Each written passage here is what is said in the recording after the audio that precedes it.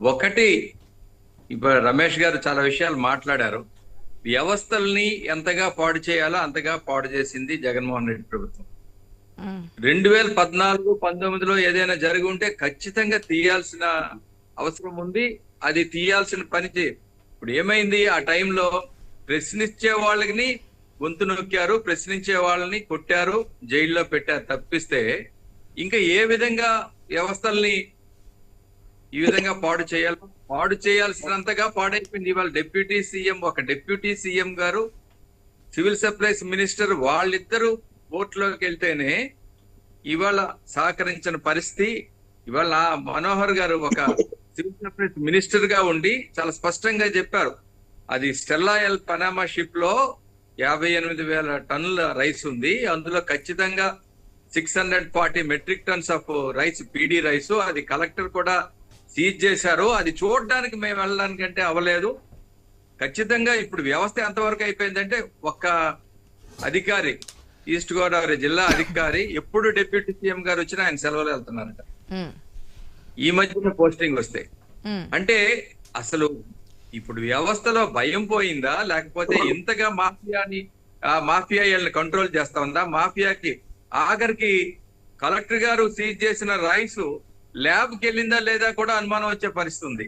అంటే చెక్ పోస్టుల్లో కూడా ఎక్కడా కూడా అంతగా మాఫియా అయిపోయింది. నేనేమంటానంటే, ఇవాళ మనోహర్ గారు ఏమన్నారు, 2 లక్షలు 20 లక్షలు మిగతా పోర్టుల్లో ఎక్స్పోర్ట్ అవుతా ఉంటే కాకినాడలో 1,31,00,000 మెట్రిక్ టన్స్ ఆఫ్ రైస్ ఇక్కడ నుంచి ఎక్స్పోర్ట్ అవుతా ఉంది. ఇందులో ఎంత మాఫియా ఉంది అన్నది. ఇంకోటి రమేష్ గారు అన్నారు, పీడిఎస్ వ్యవస్థ బాగోలేకపోవటం వల్ల ఇల్లీగల్ ట్రేడ్ అవుతా ఉంది అన్నారు. ఈ పీడిఎస్ వ్యవస్థని ఆ విధంగా చేసింది. తర్వాత ఏమో సన్నబియ్యం ఇస్తామని చెప్పి అందరూ అనుకున్నారు, సన్నబియ్యం జగన్ గారు ఇస్తున్నారంటే అది ఏదో ప్రజలకు మంచి అని. కానీ ఇప్పుడు తెలిసా ఉంది, ఆ రైస్ అంతటిని కూడా తీసుకెళ్లి ఈ విధంగా ఎక్స్పోర్ట్ చేశారని. అంచేత ఏ విషయంలో కూడా ప్రభుత్వంలో 2019-24 మధ్యలో ఖచ్చితంగా చెప్తామండి, మేము 6 నెలలు అయ్యింది. ఈ 6 నెలల్లో వ్యవస్థలు ఏ విధంగా ఉన్నాయి, ఆ వ్యవస్థల్ని ఎంతవరకు ఇవాళ కాకినాడ పోర్టుని 41.2% అరబిందోకి ఇచ్చారు. ఎందుకు ఇచ్చారు, ఎలాగిచ్చారు, దేనికి ఇచ్చారో కూడా తెలియదు. జిఎంఆర్ దగ్గర నడుస్తున్న సెజ్ను కూడా లాగేసుకున్నారు. ఇవన్నీ వాస్తవాలు కాదా? ఇవన్నీ ఏ విధంగా అక్కడ ఈ 5 సంవత్సరాల్లో ఎంత అస్తవ్యస్తంగా వ్యవస్థను తీసుకెళ్లారు, ఎంత దీంట్లో కంట్రోల్ అయ్యి దానికి మాఫియా ఏ విధంగా కంట్రోల్ చేస్తా ఉంది. ఇంకోటండి, ఇన్ జనరల్ ఇందాక మీరు అన్నారు ఒక మాట, పీడిఎస్ రైస్ గురించి గ్రామాల్లో ఉన్నాం కాబట్టి. అలాగే గత 5 సంవత్సరాల్లో కూడా ఇవాళ ద్వారంపూడి చంద్రశేఖర్ గారు ఖచ్చితంగా ఇవన్నీ తేలుతాయి. ఇవాళ స్టేట్మెంట్ ఇచ్చినంత మాత్రాన ఆయన నుంచి బర్డెన్ ఆఫ్ ప్రూఫ్ ఆయన తప్పించుకోలేరు. కానీ ఒక జనరల్ ఇదేంటంటే, ప్రజల్లో ద్వారంపూడి చంద్రశేఖర్ గారు చేసే మెయిన్ బిజినెస్ ఏంటంటే పీడిఎస్ రైస్ ని ఎక్స్పోర్ట్ చేయటం అన్నది అప్పుడు 5 ఏళ్లలో ప్రజల్లో ఉన్నది. అంచేత దాన్ని చూసే మా డిప్యూటీ సీఎం గారు పవన్ కళ్యాణ్ గారు మాట్లాడారు.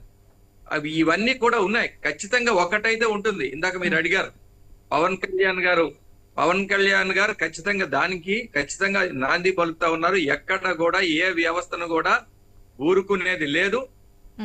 లోనికి వెళ్ళైనా నువ్వైనా తప్పులు 6 నెలలు అయింది మీరు అధికారంలోకి వచ్చి, ఇప్పటికి ఇంకా అదొక క్లారిటీ ఇవ్వండి జగదీష్ గారు. ఫస్ట్ నుంచి కూడా స్టిల్ నవ్ ఇప్పటికి ఎప్పుడు వినటువంటి మాట ప్రభుత్వ పెద్దల నుంచి మేము వింటూ ఉన్నాం, అధికారులు సహకరించట్లేదు. అసెంబ్లీ సమావేశాలు చూసాం, బడ్జెట్ అప్పుడు చూసాం, శ్వేతపత్రాలు అప్పుడు చూసాం, వరదల సాయం అప్పుడు చూసాం, ఇప్పుడు రేషన్ బియ్యం అప్పుడు చూస్తున్నాం.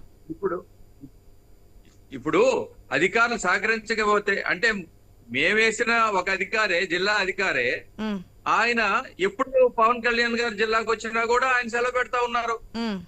ఇవన్నీ ఉన్నాయి, మేమే ఎక్స్పోజ్ చేస్తున్నాం కదా. అదే ఎందుకు అధికారులు సహకరించకపోవడానికి రీజన్ ఏంటి? ప్రభుత్వానికి అనుగుణంగా అంటే అనుకూలంగా కాదు, అనుగుణంగా పనిచేయాల్సిన అవసరం ఉంటుంది కదా. సహకరించకపోవడానికి రీజన్స్ ఏంటి? పనిచేయమంటున్నాం మేము, ఇంపార్షియల్ గా పనిచేయమంటున్నాం. ప్రభుత్వానికి అనుకూలంగా కాదు, ప్రభుత్వం చేసే మంచి పనులకు సహకరించాలి నిష్పక్షపాతంగా. ఇవాళ కలెక్టర్ వెళ్ళారండి, ఎస్పీ ఎందుకు వెళ్ళలేదండి?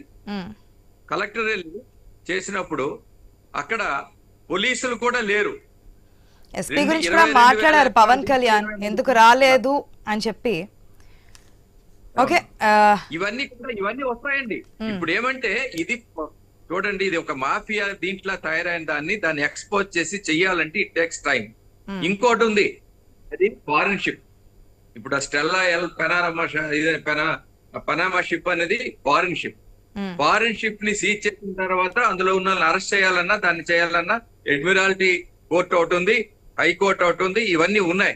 సో మేము ప్రతిదీ స్టడీ చేస్తా ఉన్నాం. లీగల్ గా ఏదైతే ప్రాసెస్ ఉందో ఆ జుడిషియల్ ప్రాసెస్, లీగల్ ప్రాసెస్ లో వెళ్తాం తప్పిస్తే మేము ఒకసారి దీనిగా తొందరపాటుగా చేసే పని అయితే కాదు.